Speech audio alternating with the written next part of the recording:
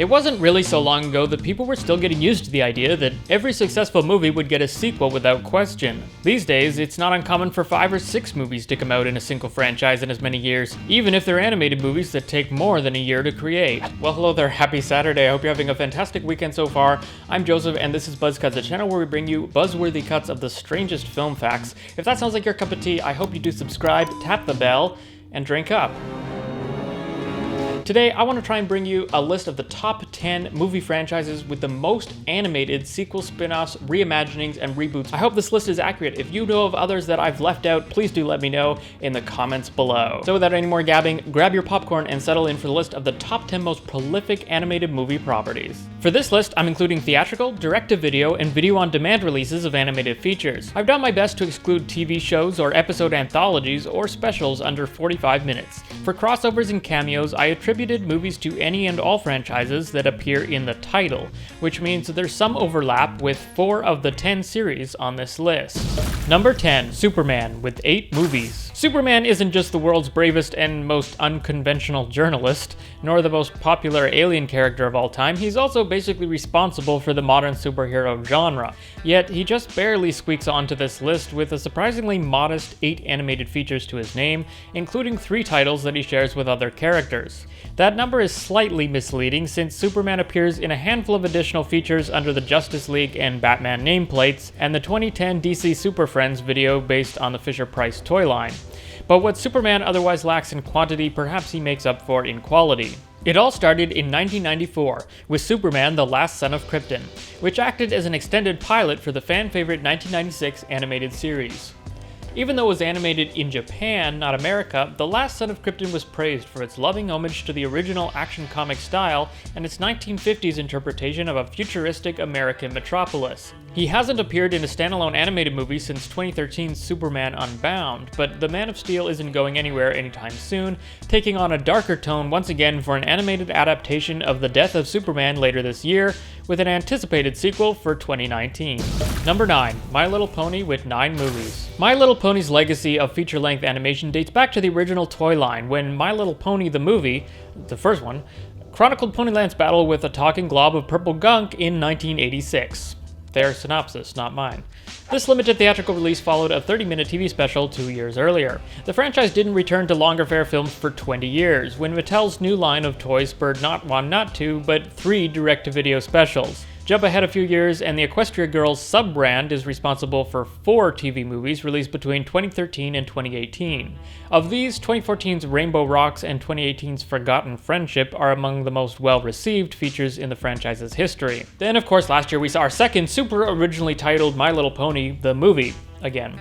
The film was made using advanced 3D visualization techniques, but ostensibly animated in 2D, staying very close to the wildly popular Friendship is Magic TV show that has been running for the last 8 years. The characters and locations also lead directly from the series without alienating newcomers. Its classic simplistic style and lack of narrative innovation split up the critics, leading to a measly 39 average on Metacritic. On the other hand, it's hard to imagine any other style that wouldn't risk the far more damaging fate of dividing fans instead of critics. Number 8, Thomas and Friends, with 13 movies. Thomas and Friends started as a TV series based on the classic Thomas the Tank Engine children's books by Reverend Wilbert Awdry and his son Christopher, brought to life by TV producer Britt Allcroft through an innovative combination of remote control models, stop motion, and 2D animation at the famous Shepperton Studios in Surrey, England. After 12 successful seasons, the series converted to take advantage of the more cost-effective CGI animation techniques in 2008. It's mostly in this form that the franchise has released more than a dozen feature-length TV, DVD, and VOD specials, some with limited theatrical releases in European markets. It's hard to differentiate these from countless repackaged video releases of various episodes of the long-running series.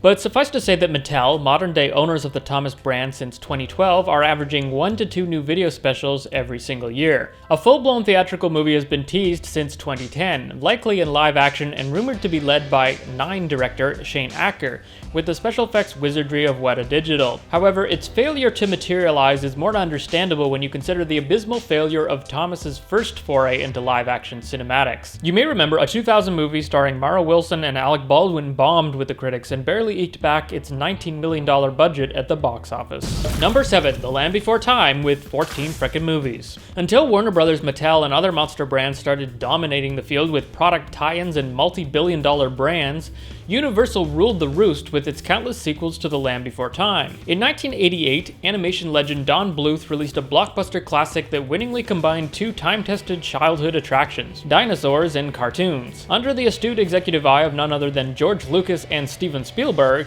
the film was a critical and financial home run, grossing 7 times its original budget before it even hit video. Universal smelled bank, but with none of the original creatives keen on a theatrical sequel, they opted for the considerably less risky straight-to-video market for a comparatively low-budget follow-up, then another, and you get the idea. Land Before Time tapes became the most ubiquitous white plastic clamshells on the kids' shelves of every video store in America. Their utter predictability and middling quality made them the bane of existence for overexposed parents and animation buffs alike, but they continued to net Universal a tidy profit for the next 11 years, with 13 direct-to-video movies, sing-along shorts, a TV series, video games, and merchandise. After a 9-year break, it seemed that the series might be restarting in 2016 with the release of a 14th film, which was, by most accounts, a promising return to form. But the following year, claims of a live-action movie called The Land Before Time: The Big City, slated for release in 2018, turned out to just be an April Fool's Day prank. Promises of a 15th direct-to-video animated installment set for 2019 have also been put down as mostly baseless rumors. Number 6, Justice League, 14 movies. DC's Ultimate Superhero Squad didn't get its first animated feature until 2004, to coincide with the release of the short-lived but well-loved Justice League Unlimited TV series. But the franchise has quickly amassed a heavy presence on the DVD shelves of hardcore collectors, with 10 original 2D animated movies and 4 CGI LEGO DC superhero tie-ins. Put all together, that includes 7 movies released in just 2 years, from 2015 to 2016. Things have slowed a bit since last year's live-action blockbuster got mixed reviews, which is a shame for traditional fans who often prefer the animated fare. By and large, these movies are no more elaborate than the 2004 series in the visual department, but the writing and voice acting is a cut above the average home video fare. In fact, if you take out the LEGO tie-ins, Justice League would have the highest average user score on IMDb of everything on this list, with most movies ranking at 7 out of 10 or higher. Like most DC Warner series, the franchise tested the waters with more kid-friendly content but has since diversified. While tie-ins with LEGO and other family-friendly cartoons satisfy a younger audience, installments like 2012's Justice League Doom, in which confidential files about the League reveal their vulnerabilities, dial the complexity up a notch and strike a somewhat grittier tone. Last year's Justice League Dark, based on the 2011 comic series by Peter Milligan, was a daring departure for Warner Brothers Animation, starting a trend of straight-to-video animated films with R ratings for disturbing violence. Contrary to the mature subject matter, the animation is still colorful and nostalgic, in the contemporary style best defined by the Justice League The New Frontier in 2013, enhancing classic 2D animation with subtle digital effects and textures. The LEGO movies, meanwhile, turned Batman, Superman, Green Lantern, and others into CGI LEGO minifigures, with mild humor and simplistic, clutter-free backdrops. They're inoffensive and predictable, but young LEGO fans could do worse. And speaking of LEGO, number 5 is LEGO with 15 movies. The digitized plastic brick people are on a rapid path to worldwide animation domination, being both one of the most recent and populated franchises on this list, including the box office record with 2 theatrical blockbusters. In the early 2000s, the LEGO company began experimenting with CGI for video games, commercials, and original video content. LEGO used it to introduce customers to the lore behind the then 2-year-old mech-inspired construction toy line called Bionicle. The direct-to-video release received surprisingly positive reviews, although critics pointed out a conspicuously familiar storyline reminiscent of the works of J.R. Tolkien. It spawned 2 sequels, and when the Bionicle line was replaced with the more overtly LEGO-branded LEGO Hero Factory toys, the films continued under that banner. Next up for the company was the LEGO DC Superhero series to cash in on LEGO's licensing, and first out of the gate was the direct-to-video LEGO Batman the Movie in 2013, not to be confused with the theatrical The LEGO Batman Movie in 2017. Again, really original titles there, guys. Then LEGO hit the big screen with the surprisingly well-received The LEGO Movie in 2014, which was a virtual who's who of landmark LEGO sets, characters, and licenses. More recently, LEGO's Ninjago line has received the movie treatment with another theatrical release and a television movie special to tie into the TV show. And LEGO Scooby-Doo has joined the trend as well, with Haunted Hollywood in 2016 and Blowout Beach Bash in 2017. Meanwhile, the DC superheroes train barrels on, averaging 3 videos a year since 2015. With the exception of the big-budget theatrical outings, the LEGO videos have received a middling critical response, with some parental publications considering them costly commercials with little creative or educational value. Throw an exclusive minifig in the box though, and kids and collectors just can't get enough. Since the rules of this list stipulate that the brand or character has to be in the title, the early Bionicle videos weren't included. If you add those though, LEGO's score grows 19 movies and it jumps one place to number 4. Otherwise, number 4 goes to Pokemon with 18 movies. Leading LEGO by just a hair is the venerable Pokemon, with a staggering 18 feature-length movies going back to 1998, just 1 year after the TV series' world debut. The franchise stands apart on this list for a number of reasons. Although dozens of the movies on this list are animated in Japan, Pokemon is the only series with true anime roots and style, and it's the only series from afar that has equal or greater appeal in its country of origin. It's one of few franchises that has also embraced its 2D animation heritage without dabbling in full 3D CGI, at least not yet. Perhaps most importantly, it's the only series where theatrical releases somewhere in the world, albeit often limited, are the norm and not the exception. However, the Nintendo video game best-selling, trading card game popularizing, Saturday morning cartoon redefining, world-dominating universe of Pikachu and Friends was off to a rocky start in US theaters with the bluntly titled Pokémon, the first movie, in 1998. Having originally been created for TV in Japan, the worldwide theatrical release was a simple remastering of a 75-minute segment combined with a 21-minute short introducing Pikachu with enhanced animations. With the Pokemon craze already mainstream in Japan, it was received warmly by fans, but US critics panned the movie for its below-average production values, fragmented plot, and lack of clear values. Still, it made waves in the industry with impressive box office scores and guaranteed a US release for many movies to follow. And in that rare scenario, many of Pokemon's early sequels outshone the original. Pokemon 2000 featured an unlikely alliance between Ash and Team Rocket. With all the classic creatures and characters of the early TV episodes in an epic MacGuffin quest, this sequel is pure nostalgic gold. The third movie is also a fan favorite, with some of the best character development in the series. In Destiny Deoxys from 2004, that same sense of character building is apparently applied in the sometimes difficult relationship between Pokemon and their human masters in ways that recall the best monster movies of old. Other highlights according to fans include Genesect and The Legend Awakened from 2013 and last year's 20th anniversary retrospective I Choose You. Meanwhile, you could avoid 2001's Forever for its clunky integration of 3D and the black and white duo of movies in 2011. These sister films tried, like their DS game counterparts, to recycle a lot of the same material between them with enough core variations to satisfy the fans. But it didn't take fans long to realize that permutations on tried and true story mechanics work a lot better in interactive form. According to critics, it seemed the Pokemon series is always swaying somewhere between boundless, creative, good-natured adventure story and cynical derivative cash grab. At its best, though, it represents some of the most engaging animations on this list. The animated lifeblood of Pokemon on screen is unlikely to drain away when the franchise makes its first foray into live action with next year's theatrical Detective Pikachu. Personally, I'm not convinced on Pikachu sharing the same voice actor as Deadpool, but I guess I'll reserve judgment until it comes out next May. You need to seriously ease up on the bedazzling.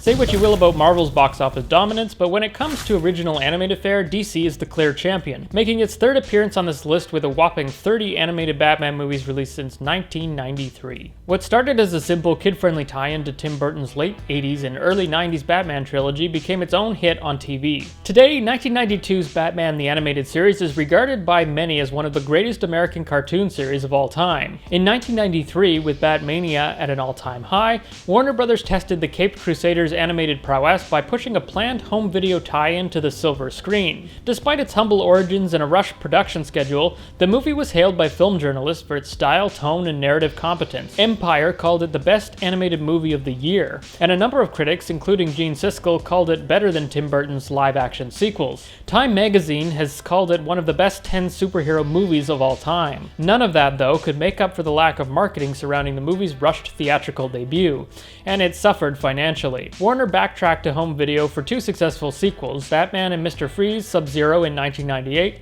and Mystery of the Batwoman in 2003. At the same time, Batman and Superman teamed up for the 64-minute TV special, The Batman-Superman Movie in 1998. Although less brooding and stylized, Batman-Superman expertly captured the duo's personality clash, and has also become a sleeper fan favorite in its own right. Concurrently, Batman's heir appeared in a couple popular Batman Beyond movies alongside the 1999 Warner Bros. Kids TV series. Batman went through a brief period of somewhat lighter fare with TV specials and features like Batman vs. Dracula in 2005.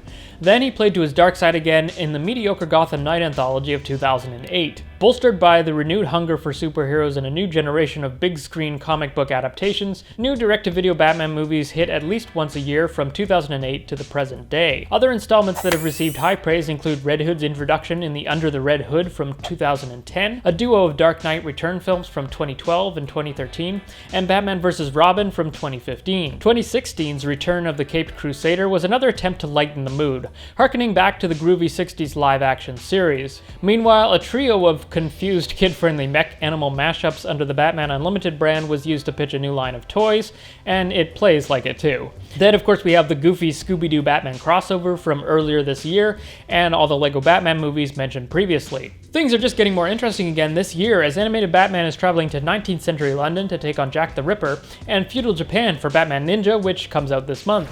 Where am I? Number 2, Scooby-Doo with 37 movies. Like Bell Bottom String Art and Captain and Tennille, I guess the idea of a group of teenagers who solve paranormal mysteries with an unexplainably semi-anthropomorphic dopey dog in tow was just zany enough to work in the early 70s. But unlike all those other things, it's clearly still appealing enough to stand out for the content-sodden Netflix kids of the 21st century. In fact, in light of all the youth-oriented paranormal shows and oddball teen comedies of the late 90s, or the current trend towards crime comedies with gothic undertones, Scooby-Doo could be considered radically ahead of its time. But if its themes and format are historically unconventional, its distribution channels are anything but, stubbornly sticking to episodic television, TV movies, and direct-to-video releases for more than 4 decades. It's kind of like somebody forgot to tell Mystery Inc. about the advent of the internet. I mean, despite, Cyberchase and all that. What's so fascinating to me is how its success is almost entirely built on humble home video releases and Saturday morning specials. Grand cineplexes and national TV events have rarely been Scooby's style. Instead, his battles are mostly won among the dusty white clamshells of blockbusters of old, the bargain bins of Walmart, and the modern-day recommended list on the kid page of your Netflix account. If that's hurt the Doo's chances at world domination, I don't think anyone could tell. I can only speculate that it must be not only the most financially successful Hanna-Barbera property, but also one of the most lucrative American animated properties of all time. So even though Scooby-Doo narrowly misses the #1 spot on this list, I feel like it's the true champion of the black sheep market segment of direct-to-video animation. Unlike most of its competitors, Scooby-Doo is truly a self-made dog of animated features. His fame was not bought through toy commercials, comic books, or multiplex blockbusters, and besides a few humdrum live-action outings, his fame has not changed him. It all started when Scooby-Doo got a promotion from 22-minute TV shows to 50-minute specials in Scooby-Doo Goes Hollywood just 3 years into his series run in 1979. This surprisingly cerebral first feature outing is a love it or hate it affair for fans, but seems to be finding a new generation of Scooby enthusiasts of late who can appreciate its desire to be different. For starters, the title is a bit misleading, as not only is it not a theatrical release, but it's mostly a parody of late 70s TV shows and not movies. In a bid to riff off the likes of Happy Days, Charlie Angels, and The Love Boat, the special has Scooby and Shaggy walking off the set of their own cartoon to interrupt other productions. So it's like Our World, but with the cartoon versions of real shows, where Scooby-Doo is just like any other live-action show. Which begs the question, does that make Mystery Inc. just a gang of actors? For a kids' cartoon, it's all very meta, complete with self-referential humor and characters breaking the fourth wall. So maybe it's no wonder it was another 8 years before Scooby & Co. were granted more than 22 minutes again for a single adventure, at least in one single segment. In the late 80s, Scooby was kind of in between gigs, with his iconic first series wrapped up and his later adventures yet to come. The short-lived Scooby Mystery Funhouse series from '85 was really just a bunch of reruns in disguise, and it seemed like nobody was entirely convinced that the Mystery Hound had a future worth investing in. So it seems likely the networks were just testing the waters when they released a 92-minute made-for-TV movie called Scooby-Doo Meets the Boo Brothers in 1987, which features a Ghostbusters-esque phantom extermination crew. The movie must have been a success because it was quickly followed by 2 more, and effectively launched the tradition of Scooby animated features that we have today. Throughout the 90s, home video sales became an increasingly important part of Scoob's portfolio, and so shorter runtimes became more cost-effective. Scooby-Doo and Arabian Nights in 1994 set the precedent at just 69 minutes. Scooby-Doo on Zombie Island 4 years later represented the first video exclusive and a major turning point. Adopting a darker tone with real monsters, it's the first video produced by Warner Bros. Animation shortly after their acquisition of Hanna-Barbera, and the first in a series of adventures animated by Mook Animation in Japan with subtle but important anime influences. Many credit Zombie Island with reviving the franchise in its darkest hour, and so it's regarded as one of the best Doo movies to date. Most would argue it's mostly been downhill from there, but there are a handful of other follow-ups with high marks among fans, including The Witch's Ghost in 1999, the Harry Potter-inspired Abracadabra-Doo in 2010, the nostalgia horror movie movie-style Camp Scare from the same year, and 2013's American Idol parody Stage Fright. More recently, the series seems to be struggling to bolster its relevance through crossovers with Lego Batman and WrestleMania for some reason. Rumors of Scooby's first foray into full-on theatrical 3D CGI have been floating around for years, with the latest estimates pointing to a 2020 release. There has also been speculation of a reboot of sorts of the live-action movies series that started in 2002. Although that appears to be dead in the water, it's hard to say how much of those films will influence the creative direction of its next mainstream release. Until then, and no doubt for years or decades beyond, die-hard doobies can look forward to more direct-to-video animated features at an average rate of 0.95 new movies per year, or 1.12 new movies per year since 2010 if you prefer to use the updated statistics. I'm pretty sure that's like precisely the data that you were looking for when you clicked on this video, right? And number 1 with 38 movies is Barbie. You mean to tell me that out of the hundreds of characters and series with origins in legendary comics, revolutionary cartoons, and beloved children's books with rich world building, deep character development rooted in carefully crafted storytelling, out of all those incredible, qualified, deserving candidates, the single most prolific animated series in America is a bunch of stiff, awkward, computer-assisted, polygon-laden, shallow, greedy, corporate generic, forgettable, regretful, derivative, done to death, drawn-out, overpriced, glorified motherfucking commercials for a plastic lady doll, best known for deceiving generations of children about the anatomy of our stupid-ass Barbie-buying species? What is wrong with people? You know what? I have nothing to say about Barbie. I've never seen a Barbie movie. Maybe they're great. Maybe they deserve more sequels than Pokemon. You know, maybe the complexity of their collective narrative simply requires more exploration than Bruce Timm's critically acclaimed Batman. What do I know? Maybe more than Don Bluth, George Lucas, and Steven Spielberg's Land Before Time. Maybe, you know, when the children of 2001 saw Barbie tastelessly and narcissistically insert herself into a version of a seminal Tchaikovsky ballet that somehow looked like a rejected cutscene from a PS1 game, they were perfectly justified in spending their parents' money to fund the development of 37 sequels in 17 years. Maybe 2.5 Barbie films every 12 months is exactly what the world needs, you know? That'll advance our collective understanding of gender diversity. I mean, maybe that'll prevent pending nuclear warfare, right? That'll end climate change.